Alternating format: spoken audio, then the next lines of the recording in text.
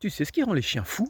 Pas forcément les pétards, pas forcément les orages, pas forcément les chats du voisin, c'est nous, les humains, tous les jours, sans le vouloir. Tu veux des exemples? T'inquiète, j'en ai. On va commencer simple. Tu regardes ton chien dans les yeux. Tu te dis, yeah, on est connecté, c'est de l'amour pur. Mais lui, il comprend pas du tout la même chose. Chez les chiens, fixer quelqu'un dans les yeux, c'est pas une déclaration d'amour. C'est un geste de tension, de malaise, un peu comme si tu croises un gars dans la rue qui te fixe sans cligner des yeux. T'as pas trop envie de lui faire un câlin. À ton chien, pareil, il tolère, mais il trouve ça super bizarre. Autre situation qu'on adore. Le caresser non-stop. Tu passes dans la maison, petite tape sur la tête. Tu t'assois, gratouille derrière les oreilles. Tu te lèves, petit câlin. Et on pense que ça fait plaisir. Mais lui, il n'a rien demandé.